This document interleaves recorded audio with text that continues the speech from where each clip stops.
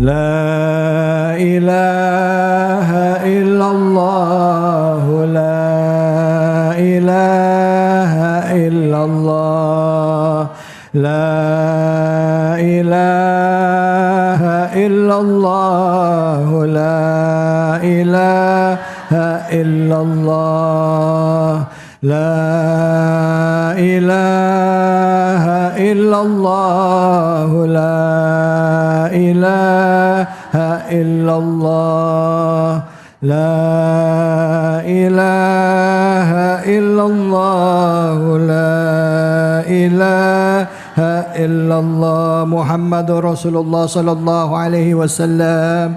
A'udzubillahi minasyaitonirrajim. Bismillahirrahmanirrahim. Alhamdulillah, kita kembali lagi di Cahaya Hati Indonesia. Tadi sudah kita bahas kajian kita, yaitu surahnya surah apa, Bu? Al-Isra. Ayatnya tadi ayat kedua, ketiga, keempat, kelima, kelewat dulu sedikit ya. Nanti mungkin akan dibahas ya ayat yang kelimanya tadi karena waktunya sangat singkat. Sekarang kita sudah ada bersama kita kembali lagi Habib Muhammad Syaf yang akan melanjutkan kajian kita. Silakan Habib, fadhol.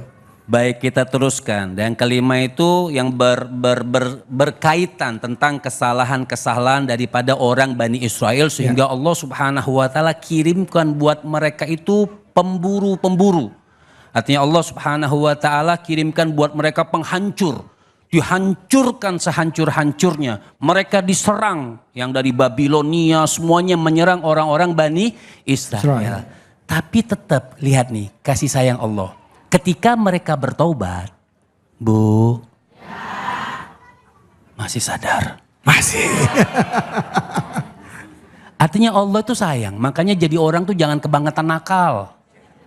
Ya, jangan kayak orang jadi Bani Israel. Angel.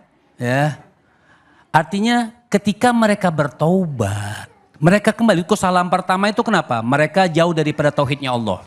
Jadi kesalahan pertama yang dikatakan dari ulama tafsir mengatakan kesalahan pertama orang-orang Bani Israel apa? Mereka menjauhkan, memalingkan dirinya daripada ketauhidkan. Kan Nabi Musa bawa Taurat, mereka akhirnya menjauhkan diri kepada Taurat. Ditinggal Nabi Musa 40 hari mereka menyembah sapi. Ya Allah. Sampai sekarang ada tuh sapinya masih ada di Gunung Sinai di Yaman itu. Ya, perbatasan Palestina sama Yaman. Masih ada bentuk sapinya. Mereka nyembah sapi, makanya marah Nabi Musa. Akhirnya mereka bertaubat kepada Allah Subhanahu wa taala. Allah terima taubat siapapun, mau Bani Israel, mau siapapun makhluk hambanya Allah yang bertaubat, benar-benar bertaubat diterima oleh Allah Subhanahu wa taala. Waradatna lakumul karrata alaihim. Dibalikin lagi ketika mereka bertobat, ketika mereka beriman kepada Allah Subhanahu wa taala, dibalikin lagi oleh Allah Subhanahu wa taala, wa amdatna bi amwalin wa banin, hartanya dijaga oleh Allah, dikembalikan lagi oleh Allah Subhanahu wa taala, anak-anak mereka dijaga oleh Allah Subhanahu wa taala, bahkan bukan hanya dikembalikan lagi oleh Allah Subhanahu wa taala Bani Israel itu, wa ja'alna aktsara nafira. Dibikin kelompok yang besar. Orang yang bertaubat betul-betul kepada Allah sampai kaumnya itu dibesarkan oleh Allah Subhanahu wa taala. Siapa yang membesarkan orang itu? Adalah Allah Subhanahu wa taala. Tapi permasalahannya, makanya orang itu ayat selanjutnya in ahsantum ahsantum li anfusikum wa in asatum falaha. Makanya orang kalau baik, mau Bani Israel, mau siapapun, dia kalau baik buat siapa kegunaan kebaikannya? Buat diri kita. Ibu baik, buat siapa pahala kebaikannya? Buat ibu sendiri. Wa in asatum falaha. Siapa orang yang membuat buruk, siapa yang akan memetik hasil buruk tersebut? Orang itu sendiri. Jadi kalau orang yang berakhlak, beradab yang bagus, dia akan dapat adabnya. Kalau dia berbuat buruk, maka dia akan memetik keburukannya. Makanya mereka bikin kesalahan yang kedua lagi. Mereka bunuh Nabi Zakaria, mereka bunuh Nabi Yahya, bahkan mereka berusaha untuk membunuh Nabi Isa di dalam tafsir. Makanya apa kata Allah Subhanahu wa taala? Ustaz David, ayat selanjutnya. Asa rabbukum ayyir. Enggak, sebelum masih yang in ahsantum. Oh, in ahsantum asam li anfusikum wa in asatum fala fa idza fa idza jaa wa'dul akhirah. Datang lagi itu permasalahan yang kedua. Apa kata Allah? Liyasa'u wujuhahum, maka aku akan bukan perbulem, aku akan bikin kalian itu ketakutan, gemetar. Kenapa? Bikin serangan yang kedua. Dihajar lagi oleh Allah Subhanahu wa taala. Liyudkhilu masjidah kama dakhulu awwala marratin. Kama dakhaluhu awwala marratin. Masuk lagi. Karena orang-orang Bani Israel bikin kesalahan yang kedua. Makanya saya katakan, kok ini kan kesalahan yang berapa nih? Makanya ulama mengatakan kesalahan Bani Israel itu dua itu maksudnya nanti berkali-kali. Jadi maru'aitin itu ada berkali-kali. Iya, berkali-kali nanti. Ya. Sampai betul-betul pembalasan dari Allah. Sampai mereka kesalahan yang kedua, mereka dibalas lagi oleh Allah sampai masuk ke masjid-masjid mereka.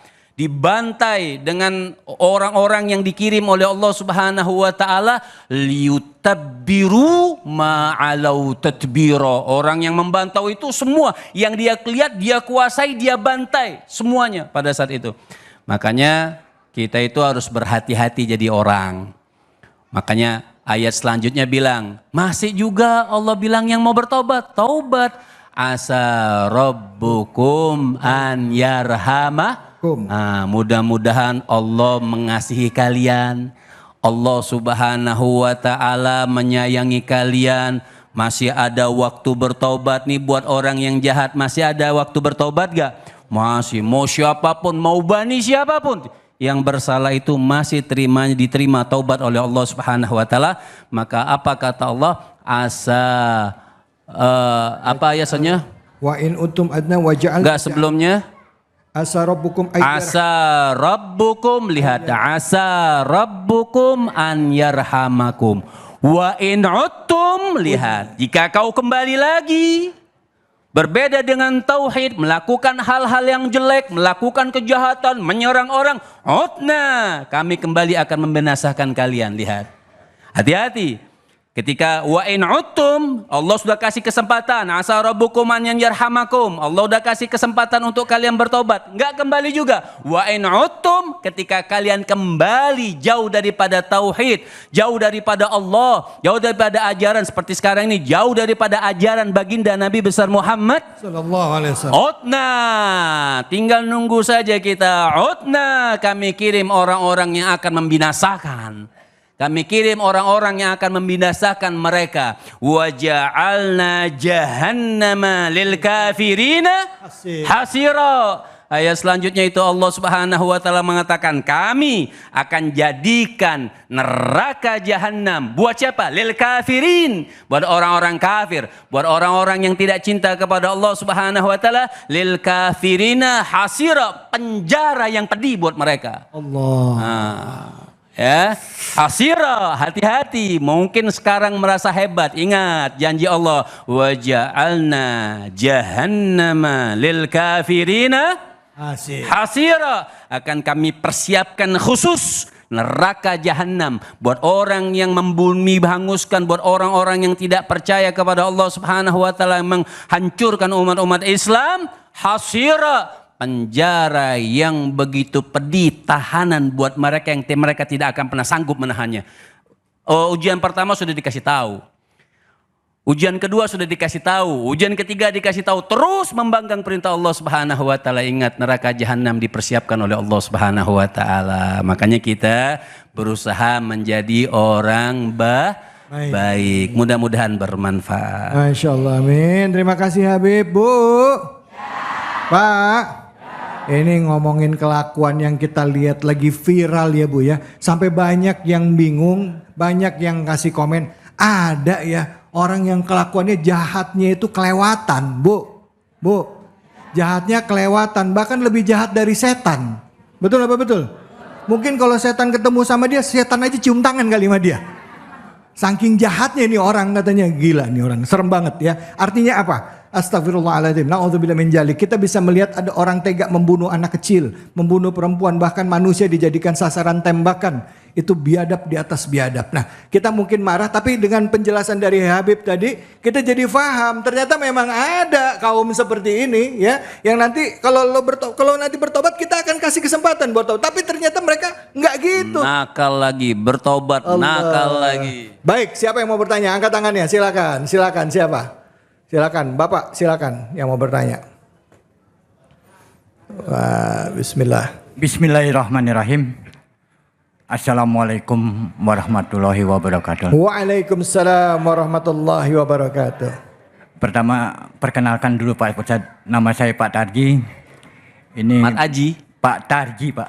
Pak Tardi, Pak Tardi. Tardi. Dengan saya Mat Aji. Terus, silahkan. Ini masalah kejoliman, Pak. Iya. Saya pengen pencerahan dari Pak Ustadz. Pertanyaan saya sederhana sebetulnya. Bolehkah kita membalas kejoliman orang lain? Dan apa saja batasannya? Mohon pencerahannya Pak Ustadz. Dalam kesempatan ini saya berbangga diri diberikan kesempatan untuk bisa tahu pencerahannya. Itu aja. Assalamualaikum warahmatullahi wabarakatuh. Waalaikumsalam warahmatullahi wabarakatuh. Silakan. Baik, misalnya kita memaafkan orang. Ada kalimat Allah itu ahsin ila man sa'a ilik, berbuat baiklah kepada orang yang berbuat buruk terhadap engkau. Oh susah, memang susah, makanya pahalanya besar. Kalau dikatakan susah, ahsin ila man sa'a ilik, berbuat baiklah kepada orang yang berbuat buruk terhadap engkau. Ada hadis Nabi mengatakan man utiya fasyakar wa butuliya fasabar wa dzulima faghafar wa dzalama fastaghfar ulaika lahumul aman wa hum muhtadun. Ada 4 sifat yang mereka selalu mendapatkan hidayah taufik dari Allah. Yang pertama man utiya fasyakar, siapa orang yang diberi pandai bersyukur. Wa butuliya fasabar, siapa orang yang mendapatkan ujian dia sabar. Wa dzulima, ketika dizolimi fastaghfar, dia memberikan maaf. Wa dzalama, dan ketika dia yang mendzalim, ketika dia yang wa dzulima faghafar, ketika dia dizalimi dia memaafkan. Wa dzalama fastaghfar, ketika dia yang menzalimi dia berani minta maaf. Ulaika lahumul aman wa hum muhtadun. Kata Nabi, mereka lah orang-orang yang selalu mendapatkan keamanan dan hidayah taufik dari Allah Subhanahu wa taala. Nah, kalimat memaafkan tapi hukum boleh nggak berjalan? Boleh. Misal, contoh ya. Misalnya Ustadz Dafiq maling kambing saya. Contoh. Oke, contoh. Ya kan berarti dolim sama saya. Ya. Oke. Kita maafin nggak? Maafin, tapi hukum berjalan di penjara misalnya. Kita udah maafin, tapi hukum kisosnya tetap berjalan. Jadi memaafkan kepada orang yang mendolimi kita, kalau memang itu berkaitan dengan hukum ya kita maafin. Tapi proses hukum boleh berjalan. Bukan berarti lah nggak usah dihukum, udahlah nggak usah. Akhirnya mereka tetap melakukan kejahatan-kejahatan. Artinya dampak rasa jerah gitu. Ya. Seperti itu. Artinya kalau kita minta penegakan hukum dalam atas nama keadilan, ya di luar masalah pemaafan itu boleh. Boleh. Tapi kalau misalnya saya memilih untuk memaafkan dan meminta untuk tidak usah dihukum juga boleh. Gak masalah. Misalnya tapi ditentukan misalnya hukumnya 10 tahun. Sudahlah saya maafkan gak usah dihukum. Boleh. Tapi boleh. Gak ada ketentuan dulu 10 tahun misalnya. Oh gitu boleh ya. Jadi kita memaafkan bersih pun boleh. Memaafkan tapi kita minta tetap proses hukum berjalan juga boleh. Begitu Pak. Jelas ya. Baik Alhamdulillah. Baik kita akan lanjutkan lagi. Tadi sebenarnya masih ada satu pertanyaan Habib yang pertanyaan saya belum terjawab. Bagaimana kalau kita misalnya di dalam hidup ya kita kalau tadi kan buat orang-orang yang zalim kita minta menuntut pada orang yang zalim. Nah sekarang gimana kalau kita posisinya membela orang-orang yang melakukan kezaliman, sedangkan kita seorang muslim, tapi jangan dijawab sekarang, nanti sabar. Jangan kemana-mana, tetap di sini di Cahaya Hati Indonesia.